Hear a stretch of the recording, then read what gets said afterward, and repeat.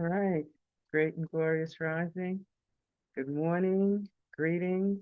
Grand rising. Happy Saturday, November the 2nd.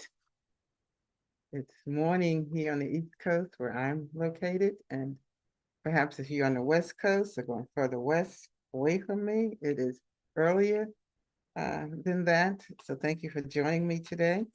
We are live on YouTube and you're also in the Zoom room. You still have time to join. If you would like. If you got the link, go ahead and just join in with us. Otherwise, you'll catch this later on YouTube. You'll be able to just view the lesson. Lesson 2 is already up from last week, and you'll be able to view lesson 2, which is today's lesson. I have a lot to unpack today in this lesson. I'm just preparing for the lesson. It was so much that I wanted to share. I want to share that I had to cut out a lot of my notes for today's lesson, primarily because it's a 1 hour seminar, and I try to stay under that 1 hour. And so we'll do that today. I promise that we'll do a follow-up seminar as we expand, if there is a desire from our audience and our community to just expand on this topic. So we're going to begin, and I'm going to ask you to just center yourself wherever you're at, whether you are at home, still in your PJs, you're making your morning breakfast, maybe you're out today, you're working. Hopefully you're not driving. If you are, you can pull over to the side or just listen. Don't try to watch. Uh, be safe in what you're doing. But it's Saturday morning, and I like to think Saturdays, for some of us, are easy, a little slower than the work week, and you're able to just breathe and relax. So I'm going to ask you to just do that as we begin today's lesson, to just take some intentional breaths.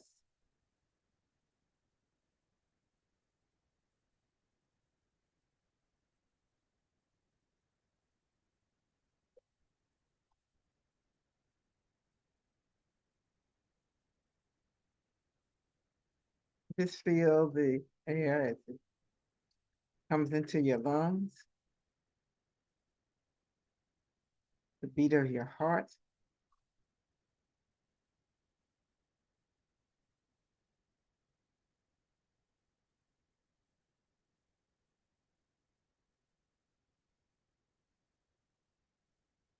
Just ground yourself in the breath.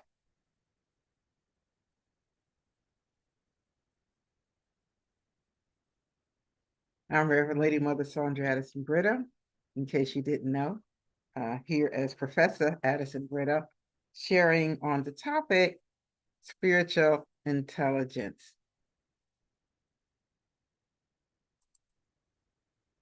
And so today's seminar on spiritual intelligence, as all are sponsored by Triumph School of Integral Studies, and that's the academic educational branch of Triumph, the Church of the New Age.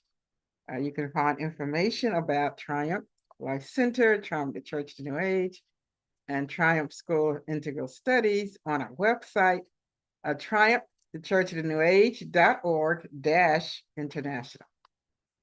Okay, this 4-part series that we started last week and will continue for the next 2 weeks seeks to open up as an introduction, not comprehensive, the study of spiritual intelligence.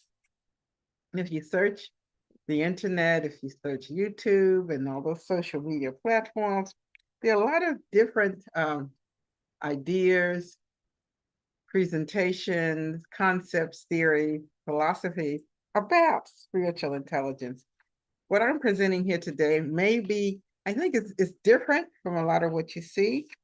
It may overlay some of the ideas that are out there, but it seeks to take a different approach, a very different from what we see in mainstream theory about spiritual intelligence. So let me just recap for you as I begin what we talked about last week.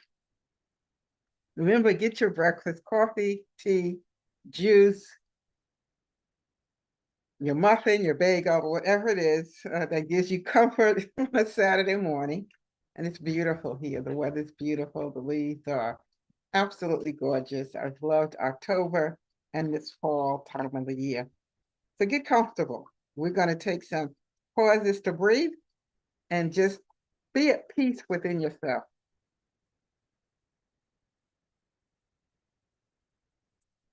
So last week, I introduced this subject, and I began by defining a few terms. One, the essential terms of this study: spirit and intelligence. I want to just recap that.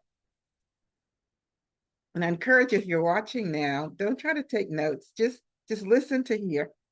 And then later you can go back and listen again on the video.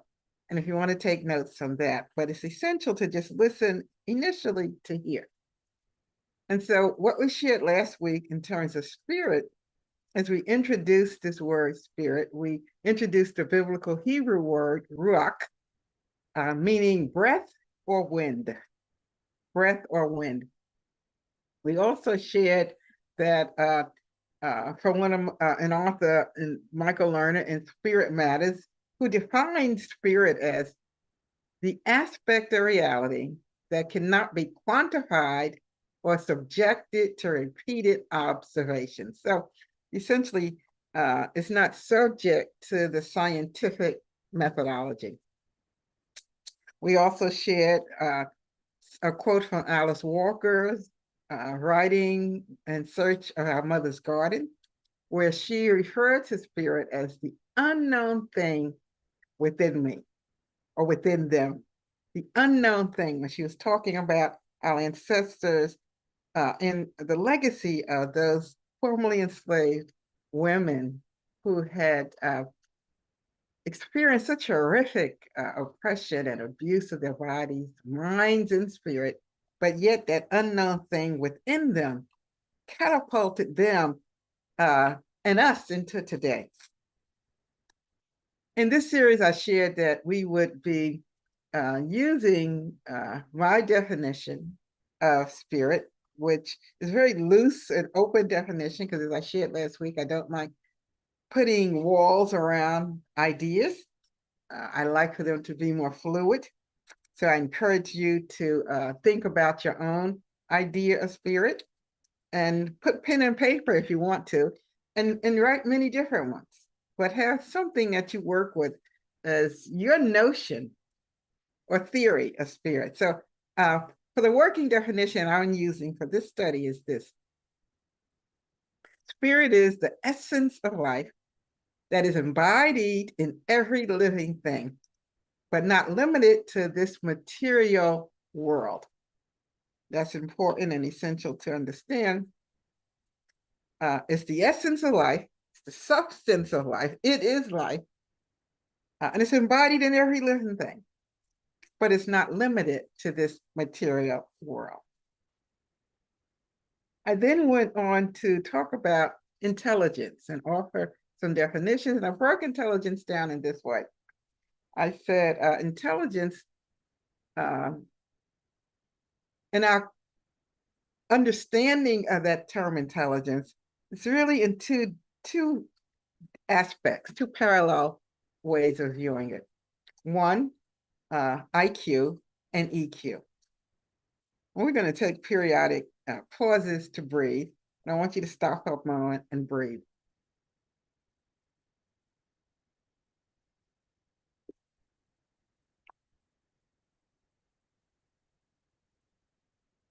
So intelligence quotient, or IQ, measures a person's level of comprehension. Remember, essentially it's comprehension, not just knowledge, but it's comprehension or understanding. And this was important, we said, because we always see the other through the prism of oneself. And so it's through these glasses of our own self-understanding that we are able to look out into the world and see and know and interpret and understand others. So to the degree that our self-understanding is limited, skewed, or clouded, that's how we will look at and see the world. So IQ, or intelligence quotient, and there's more to this, I'm giving you the condensed version from last week, is to understand, the ability to understand, and the knowledge gained based on one's ability to understand or comprehend, the key operative word there. Then we talked about EQ, which you may or may not be familiar with. The emotional quotient is one's ability to monitor and regulate one's energetic movement and course correct. This is very important. Ability to monitor one's emotions and then course correct as necessary based on understanding or the comprehension of one's behavior and responses to environmental forces. And we talked about emotion being that affective aspect of consciousness or awareness, feeling. So it's to monitor and understand one's energetic movement. We talked about emotion, the root word being motion, movement. So it's energetic movement. So essentially, we operate in our everyday lives using one or two of these. Some leaning more to one than the other. IQ, ability to comprehend and understand. And that's usually cognitively through our thoughts, through our intellect, through our mind. And others lean more to moving through life with the movement of their energy. So responding to or operating in the energetic flow. Some balance, and we use both of them to a lesser or greater degree, all of us. To the degree that we use them, becomes the way that our dominant way of being in the world. So let's talk about what is spiritual intelligence, putting spirit, intelligence, in the context of what I just shared with you together. The spiritual intelligence, or SQ, spiritual quotient, four essential things, let me share. It's the capacity that one possesses for self-awareness and integration. Self-awareness and integration. Self-awareness is the ability to recognize within oneself truth from falsehood within oneself. And I want you to think about that, because often we think about, in our present climate, in our world climate, we often think about truth from falsehood as being how we gaze out into the world and how we deconstruct what others are saying or doing. The mass media, the information technology, information highway, I should say. How do we dissect, break down, interrogate, and then take that within? Well, from this vantage point, that's not what I'm suggesting. And you don't have to throw that away. I'm not saying that we should not be doing that. Indeed, we need to. But spiritual intelligence begins internally, going through that process within oneself. So self-awareness, integration, recognizing truth from falsehood within oneself. How do you not align internally? Integration, let me just expand this a little more. Integration is the ability to harmonize one's energy so that the intellect and your emotions, your IQ and EQ, are synchronized.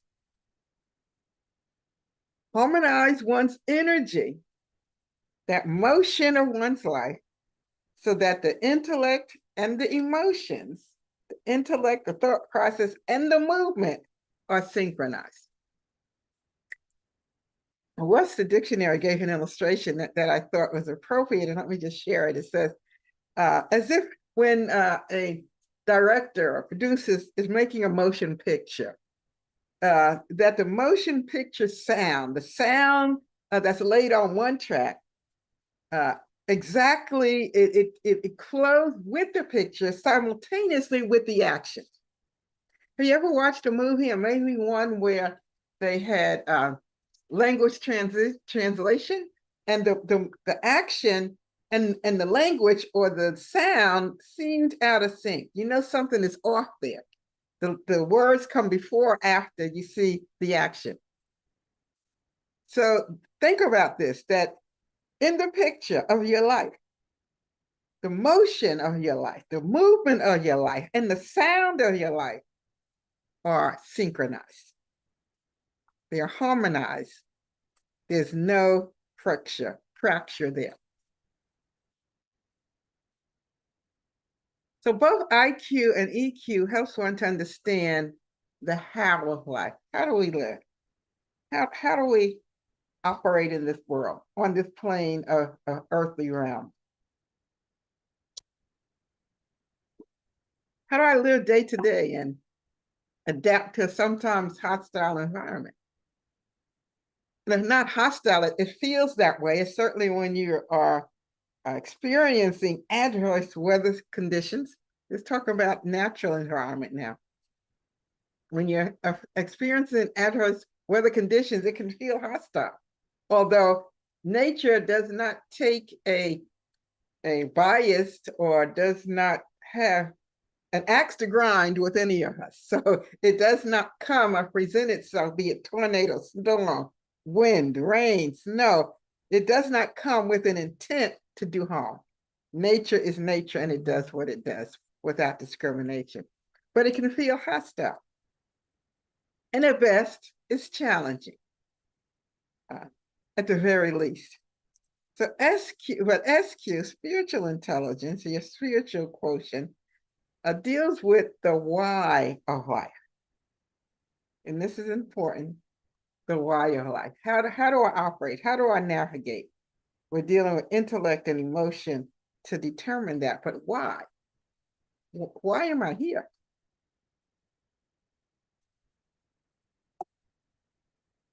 Why does it matter? Why do I do what I do? That's what spiritual intelligence helps to bring clarity and focus to. The why behind the how. So for this week, our focus is on why is spiritual intelligence important for you to know about? Why should you know about this? Is it just another soundbite on this crowded corridor of discourse? Is it just another theory or idea or philosophy to pack away in your intellectual bag of tricks? What is it, and how is it, and why is it important for you and me, for the world to know about? So 4 things, I'll just give them to you, then I'll come back. I'll work my way back to these as we go through today's lesson. So 1, spiritual intelligence facilitates the integration between intellect and emotions. So we'll come back to this. I just want to put these out there as we work our way really backwards today. Spiritual intelligence facilitates self-awareness, the ability to see and know yourself, the truth of yourself within, the ability to separate falsehood from truth within, or in a religious setting, what we call the word sin.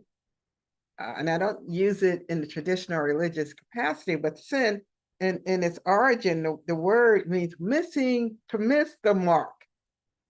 Or of course, you are playing golf and you missed a hole. You were playing softball and you struck out.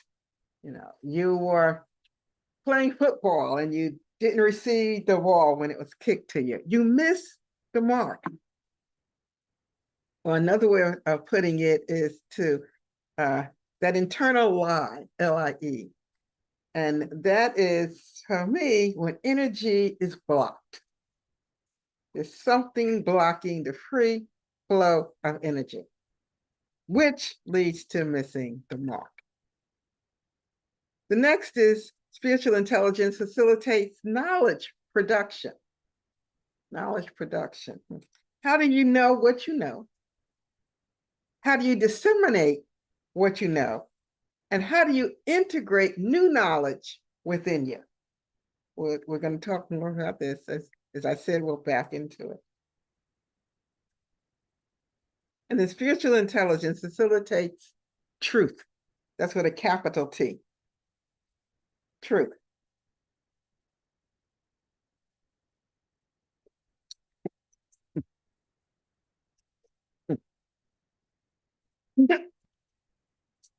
Oh, excuse me. So the stream of truth, remember, capital T, where and how truth flows. So I'm suggesting here that truth is energetic, it's dynamic, it's not static. It flows like a river, it flows. There is no origin to truth, I would say, but it is directional. It is purposeful and it is principled. And I would add that it is disciplined, directional, disciplined, purposeful, and principled. Let's take a breath here.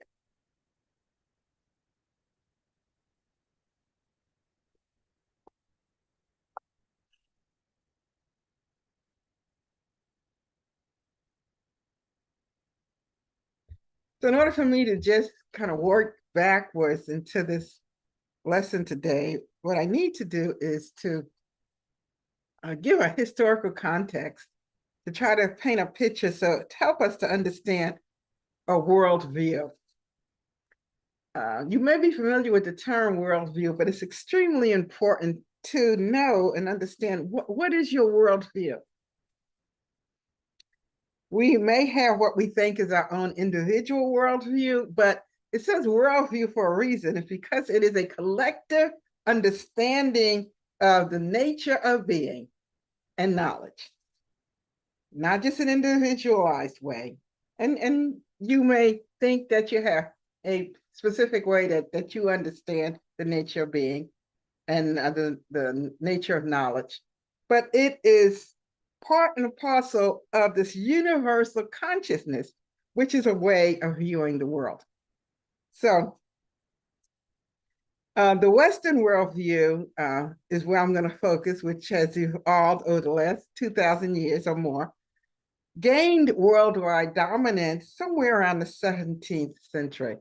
But I want to be clear, although my focus is, at least for this study, is within the context of a Western worldview, this is not the only worldview, excuse me, that has existed historically. And in fact, in another study at another time, I seek to examine Eastern worldviews, ancient African worldviews, and indigenous peoples of the Americas. I'm dealing with the Western worldview because it has dominated the global scene for millennia. And again, it's not to say that that is the only way, but it has been the dominant way that we have looked at this. So looking at the West, I want to lay a framework using 3 ideas. 1, scientific materialism, the scientific method, and then as we move into today's study, science of the soul. So let me just open up those 3 concepts. So the scientific revolution began in the 1500s to the 1700s and brought about a drastic change in worldview. And it was a paradigm shift for self-understanding, understanding our role our place in the world. At the heart of it is how knowledge was gathered. How do we see knowledge? And how reality is defined and how truth is understood. So knowledge, reality, and truth. The Aristotelian worldview, based on Aristotle, that whole philosophical worldview had dominated the Western world for about 2,000 years, from around 300 BCE until around 1600 CE. This world views epistemology, which is the theory of knowledge, had knowledge as accessible by natural means or by reason, by inductive, analytical empiricism. There was a stress on experience. So knowledge came through experience. So it was subjective and not objective, in a sense. In the metaphysical realm, this theory, this still with the Aristotelian worldview, the theory of the ultimate nature of reality was a belief in the primacy of the individual in the realm of existence, as the soul as the inseparable form of each living body, both the vegetable and animal kingdoms. In activity, the soul was the essence of life. Central to the scientific revolution as it began to emerge was also these theories, was of knowledge, how knowledge is attained, of the nature of reality, and the nature of truth. But the scientific revolution, the theory of materialism emerges, which questioned the nature of reality as being based in the material world.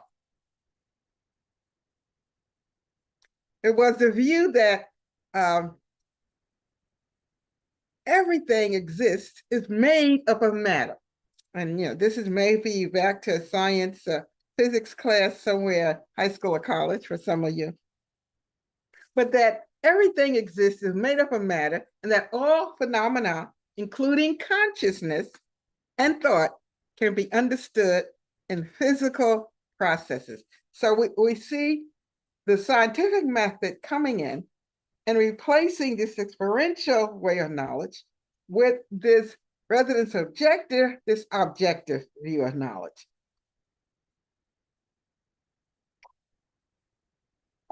What's interesting is that this ultimately dismissed supernatural explanations or metaphysical realities as irrelevant. There was no place for these prior held ideas within this idea of scientific materialism.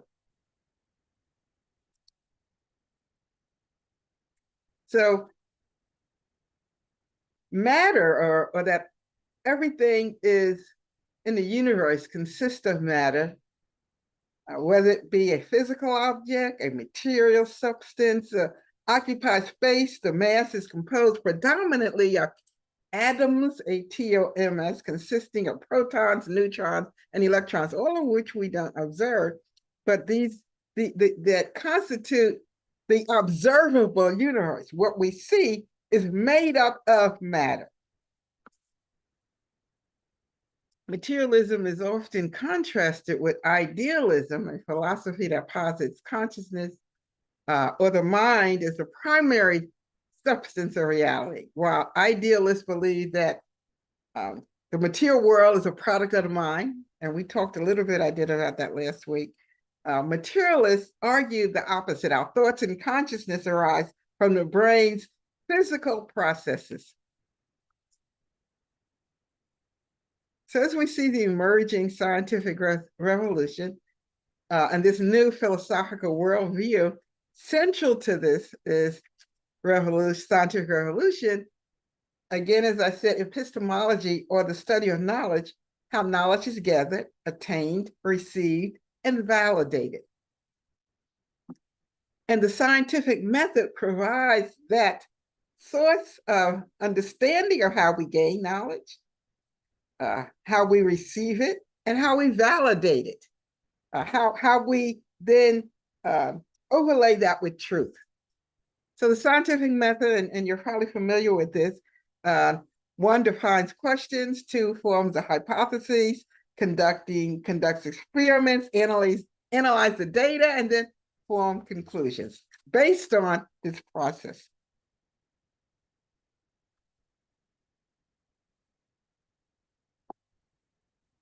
As the scientific revolution is changing our Western worldview, and the age of enlightenment, or the age of reason, is ushered in on the heels of the scientific revolution throughout Europe and North America in the late 17th century to the 18th century.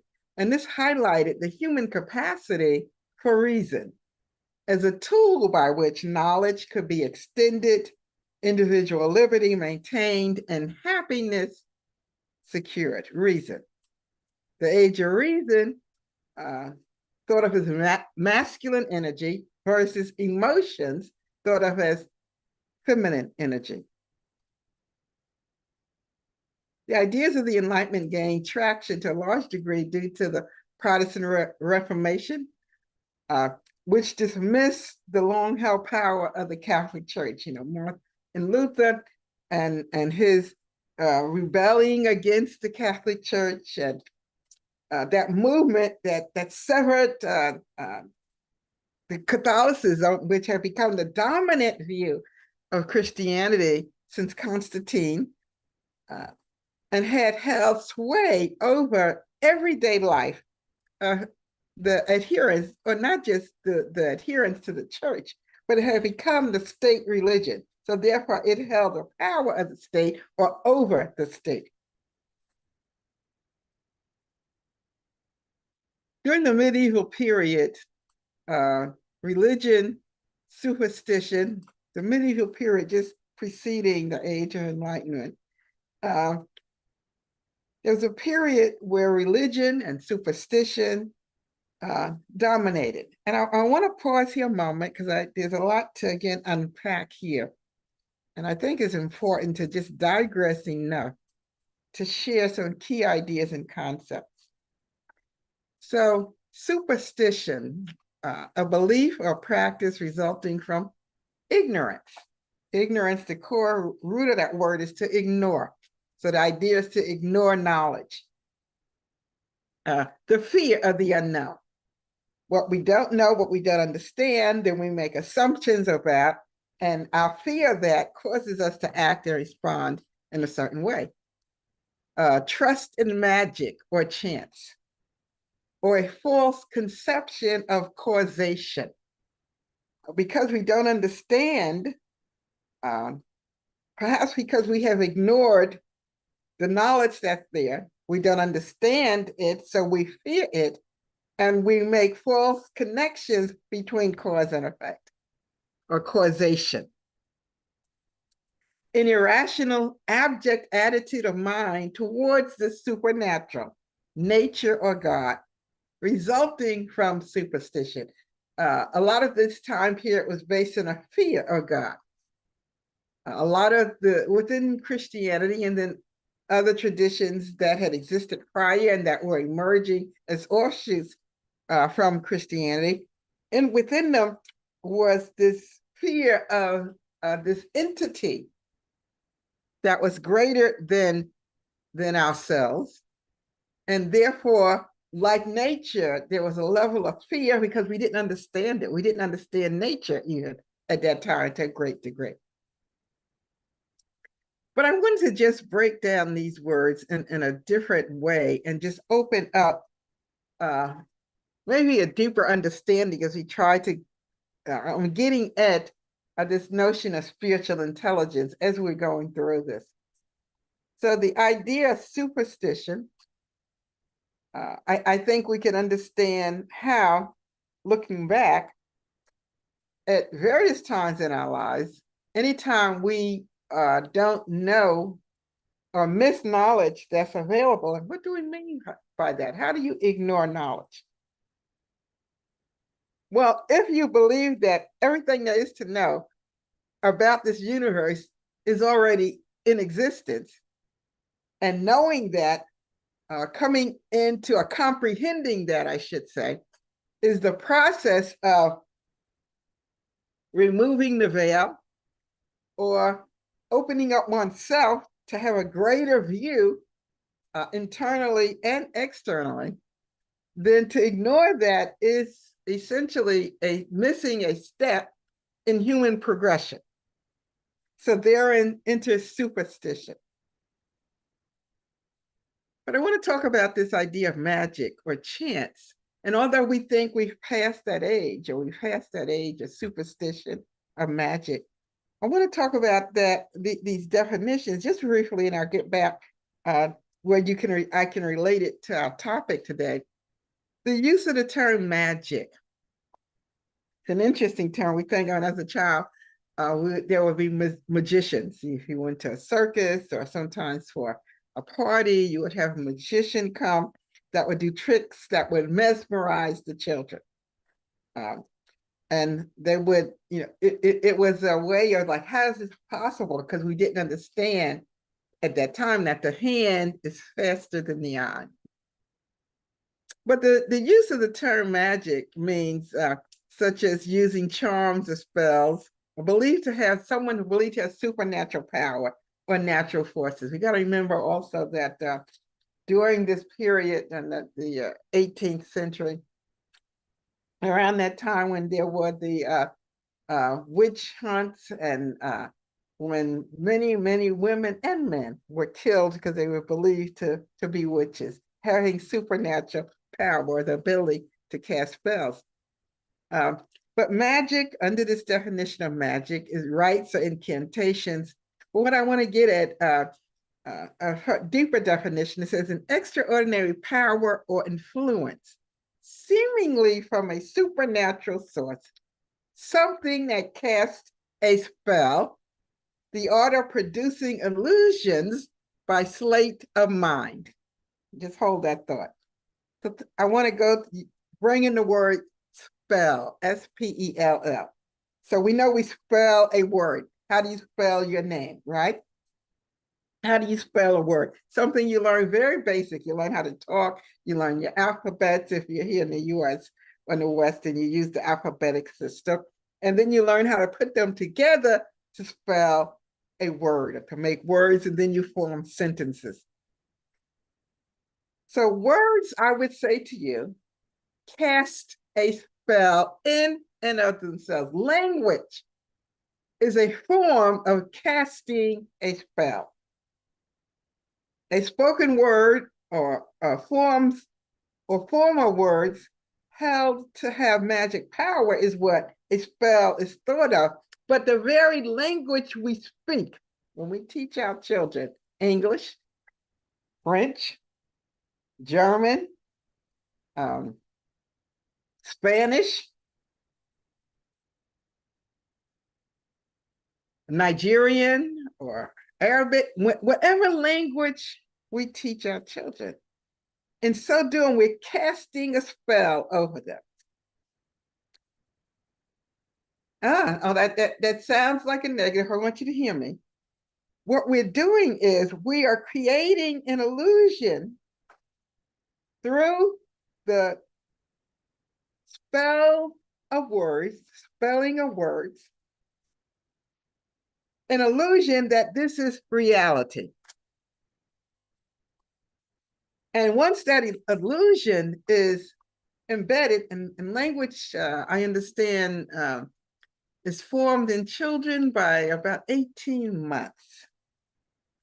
Not fully, but somewhere around that, they have a handle for words, and they're still developing their mastery of the language. By the time they're 5 years old and enter the kindergarten, I know most of our children go to school, preschool earlier now, they have a handle on language. And then they learn how to put that language to paper, how to see visually what that word looks like on paper. They are now, I would suggest to you, fully engulfed in the spell of language. Language carries meaning. It has interpretation. It has value. It has a value system. It is a source of knowledge gathering, and it is also tells you about the nature of reality. So the very fact that we have a language, we have a spell that has been cast on us. And I know you may reject that. The challenges, and part of what I'll share later, how the tool of spiritual intelligence and why it is important and how it is used to help us to move beyond language, beyond the spell, to a deeper way of knowledge, of gathering knowledge, and a deeper understanding or comprehension of reality. We can look out at our world today and see that we've all, in many ways, just focusing on these last few months of this year, we here in the US have been engulfed in this politics of confusion, in a marketplace of chaos. In many ways, what spell casting is in the open market is marketing, is what we call marketing, and what students study at school and get advanced degrees in.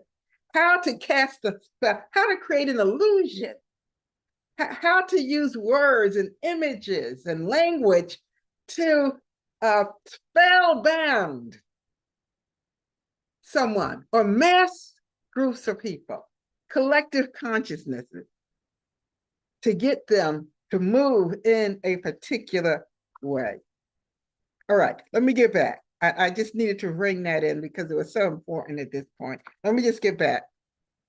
So we were talking about the Age of Enlightenment. So during this period that comes out of the scientific revolution, the notion of revealed truth that had existed prior during Aristotle's philosophical run, revealed truth that comes from God, that this experiential moment where something opens up in you.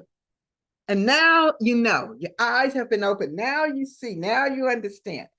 And received wisdom. We have the wisdom traditions where, wisdom, where does that come from? Wisdom comes from God.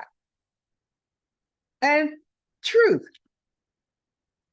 During the Age of Enlightenment, this notion then begins to get challenged. Is truth revealed? I mean, can you, through meditation and sitting here and in your ordinary life, have these experiential moments where you are changed and something opens up in you, and now you know what you didn't know?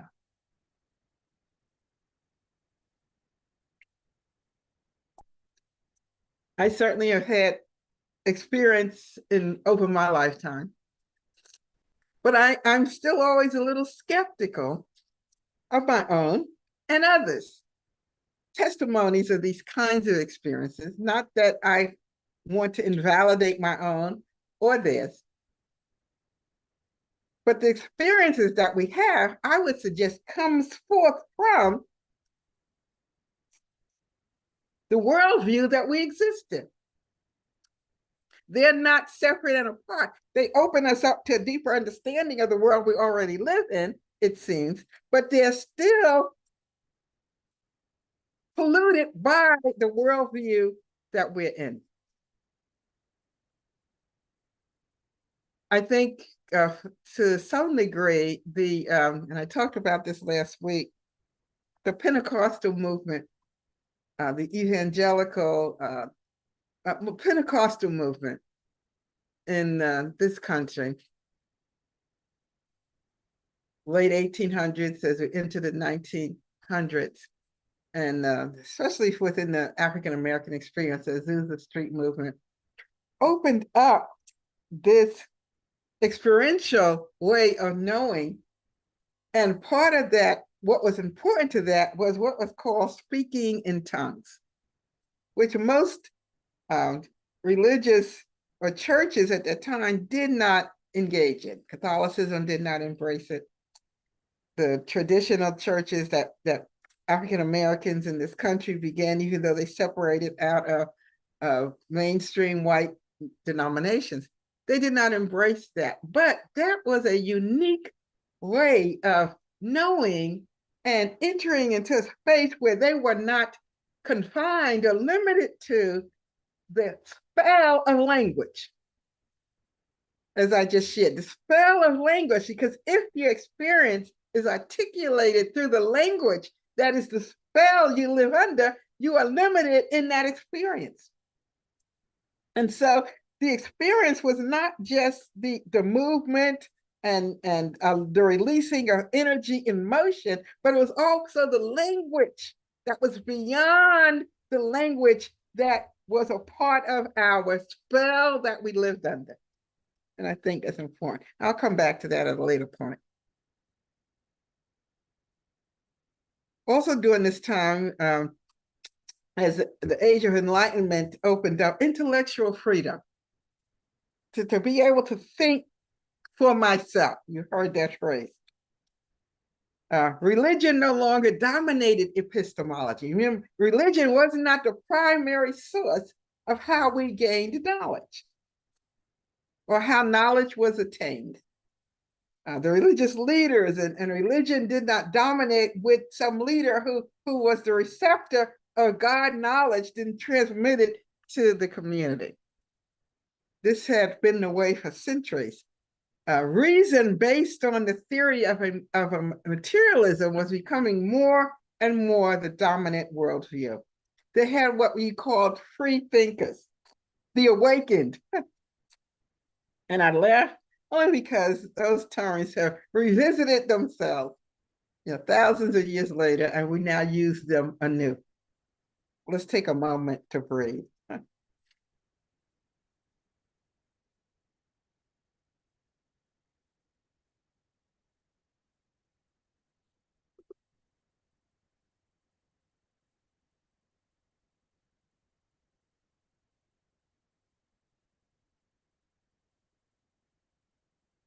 So the third thing, I said I begin with scientific materialism, scientific method.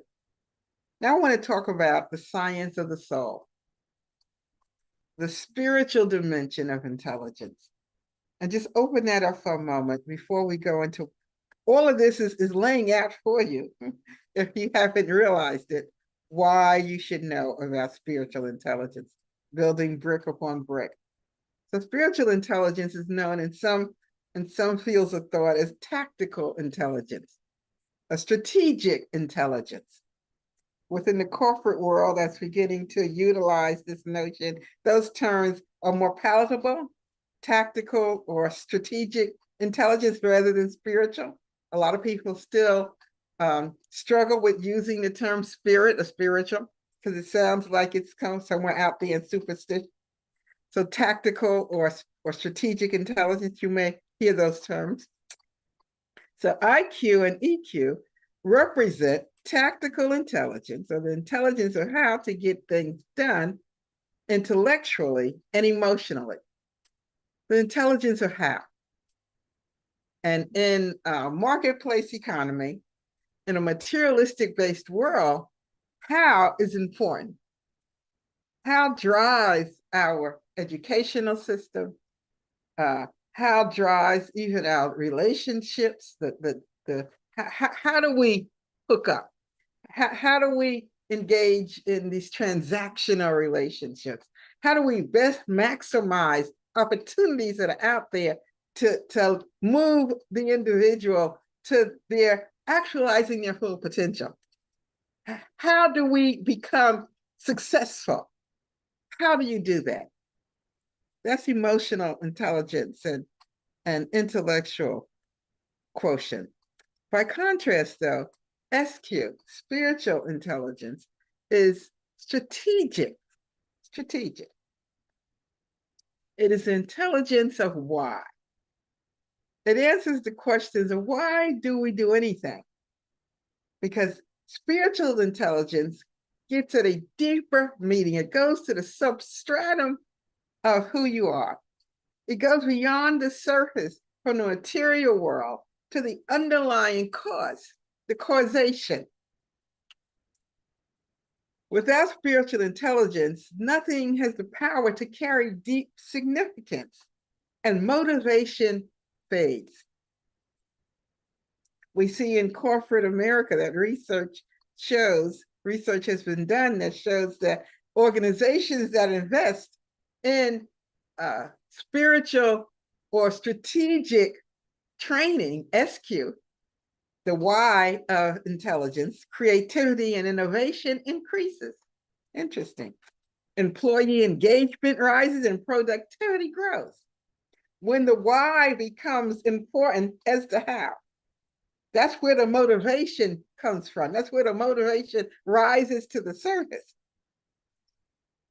Q training also informs how corporations govern by creating a culture that conducts business according to the ethics of spiritual intelligence. We'll talk about that as we go on. By inspiring employees with a deeper sense of meaning and purpose. We're living in the age of artificial intelligence, AI. Whether we like it or not, it's here to stay. That's not the discussion any longer. Should we have AI or should we not? It is currently everywhere and is being utilized in almost every aspect of our lives. As with anything that is introduced in our evolution of this human family of this world, there's always the pushback, the challenge, and the potential for abuse and misuse. The notion of personhood is what's at play as we begin to understand robots and how AI is utilized in robots.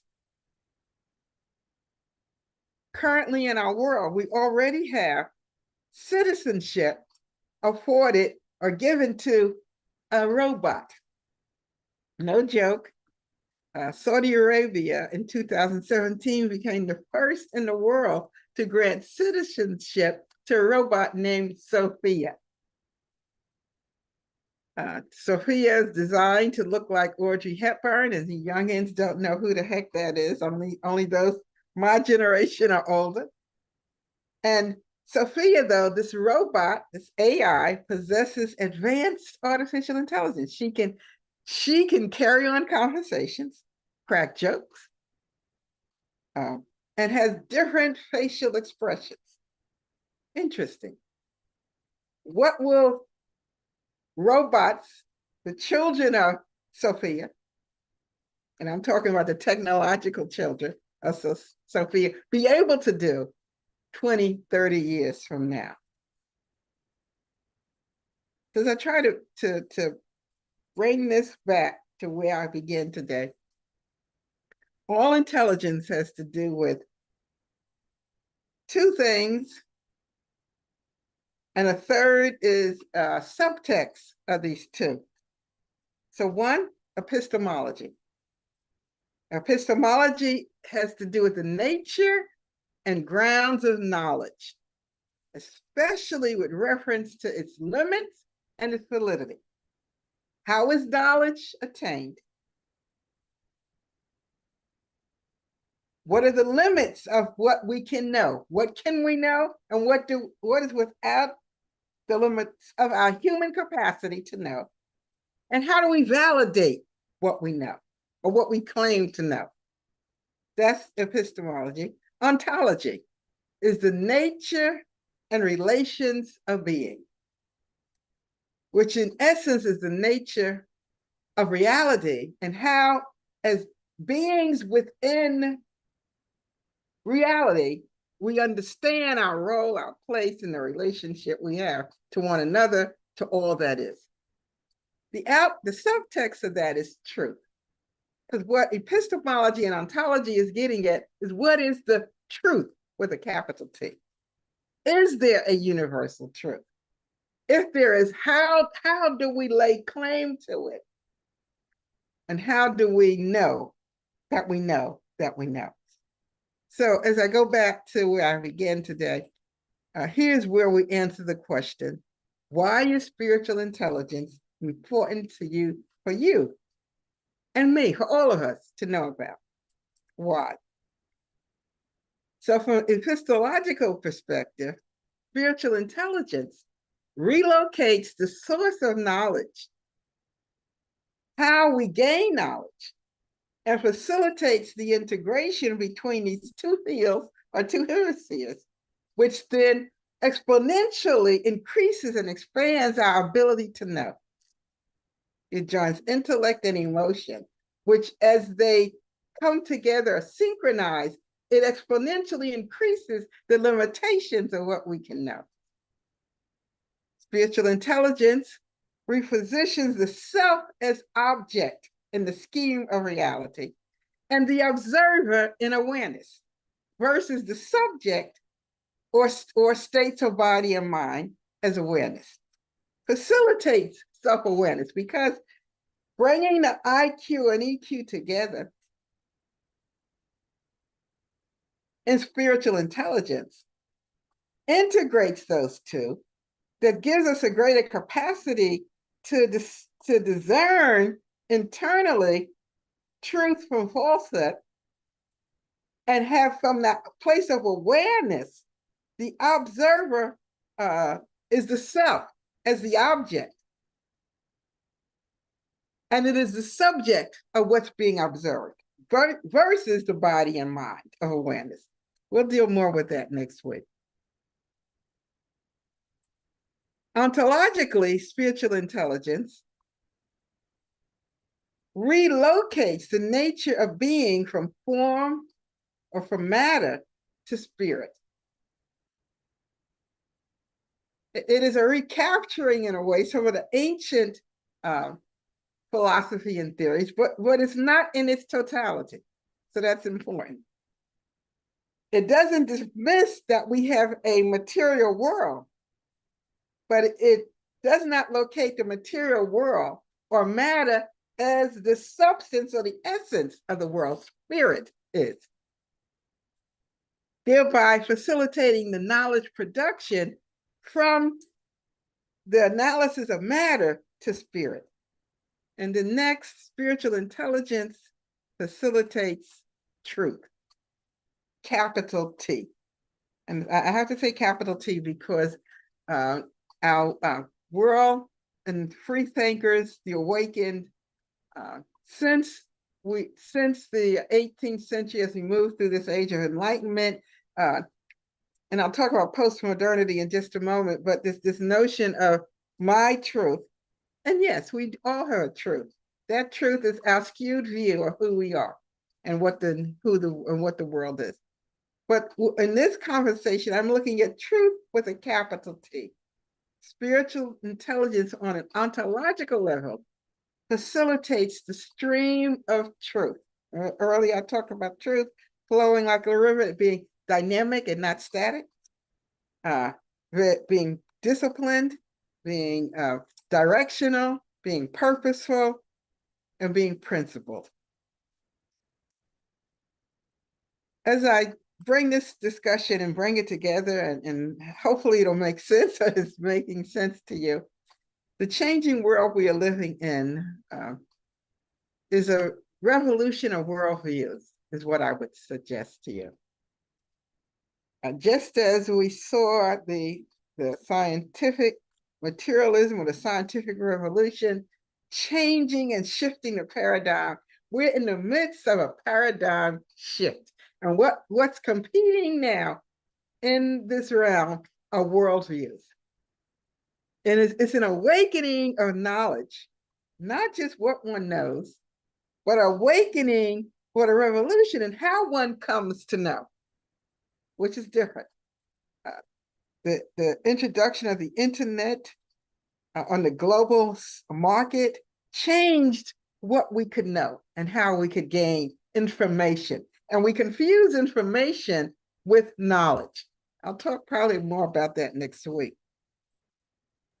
Knowledge is deeper than information, because knowledge from the scriptural text, the Greek and the Hebrew word gnosis, it's a relationship. It's not just information that's objective, but it's very subjective because received, becomes part and parcel of who you are. We'll talk more about that next week. But not the revolution now is on how one comes to know. Our philosophy of the world is changing. How one comes to know is rooted in the nature of being. Am I a material being living in a material world with material pursuits as my ultimate goal and path to happiness and self-actualization? It seems that's what we have regressed to, that we've reduced ourselves to material beings in every aspect possible, from our sexual engagements to our family relationships, to the way we live our lives, to our even religious pursuits. It's all about matter, material gain, and how do I find my path to happiness and self-actualization. Atoms banging up against one another. That's what we've become. In our thinking, our way of approaching the world.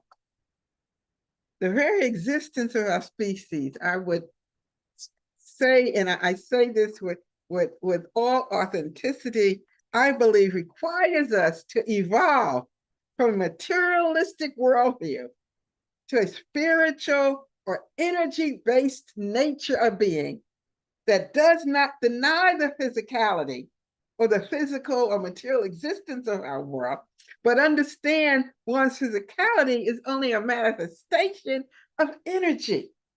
And that energy is dynamic and in motion. Energy matters in everything we do in life. Everything we do in life, energy matters. And when we reduce ourselves to these atoms, free-floating, banging up against each other in pursuit of something, there is nothing to be gained, because that is the illusion. That is the spell we have cast under. And we are so spellbound that we are like addicts, never getting enough.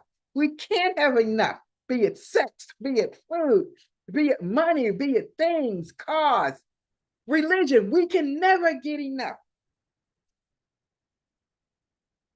because there is no satisfying the illusion living under the spell.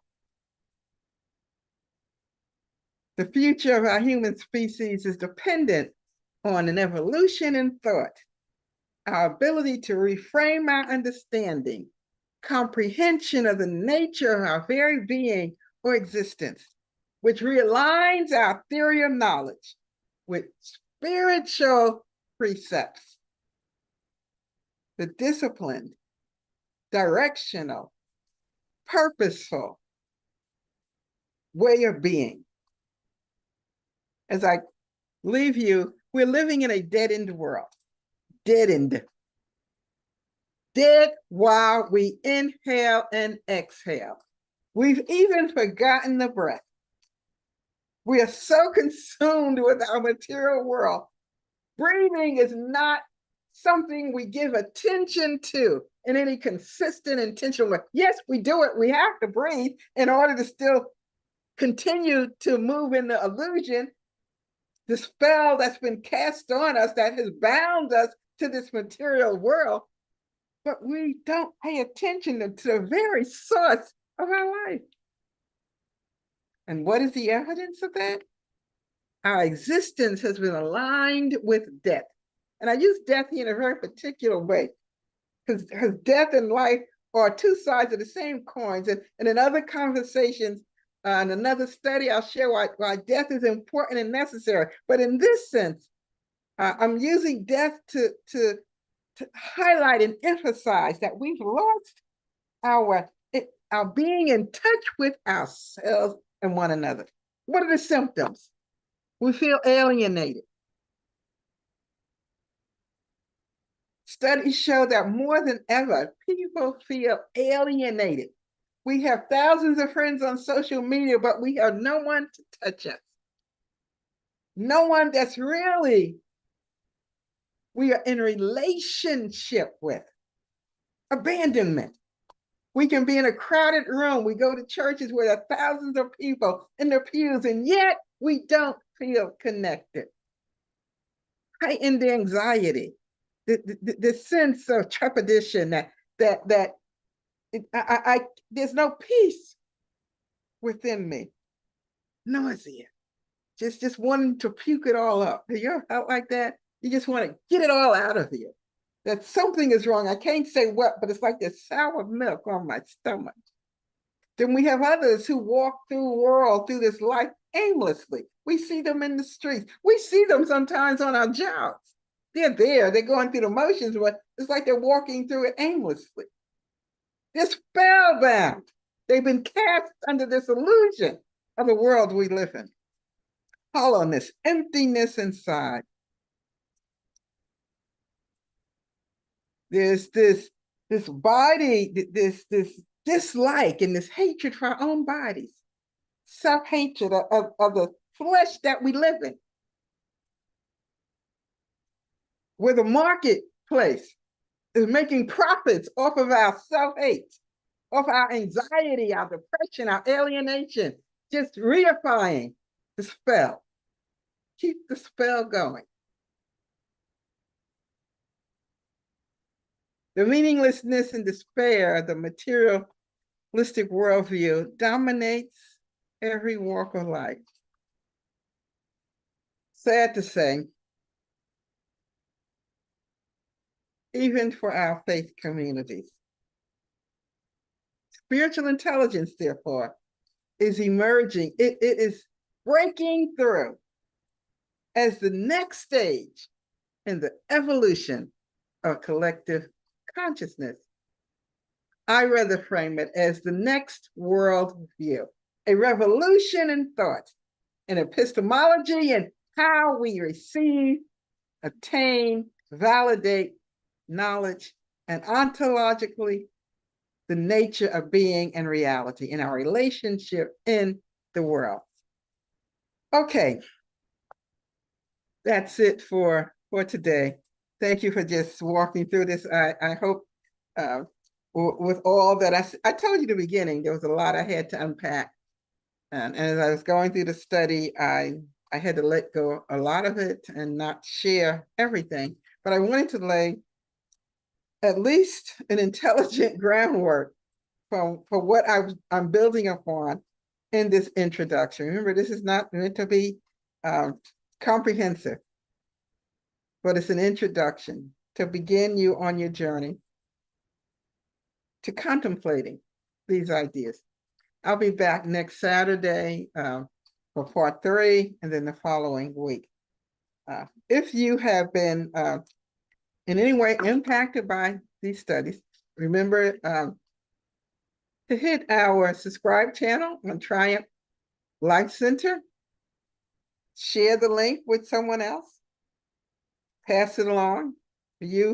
I'm the kind of person, if I go to a restaurant and I enjoyed the food, I enjoyed the hospitality, the service, I'll tell someone else about it. I'll give them a thumbs up. I say, I'd go back there. You should check it out. Why would you do the same for us? Just share on your feed, share with your friends, with your community. Say, I may not know all what this lady is talking about, but this is something I think you should check out, and it may be worth your while. Again, I'm Reverend Lady Mother Sandra Addison Brito. Thank you for taking this time this Saturday morning with me. And it's my desire and intent to just share with you what I have, freely as it has been given to me. Freely I give it to you. May you be blessed abundantly on this day, and may Spirit guide your way. See you next time.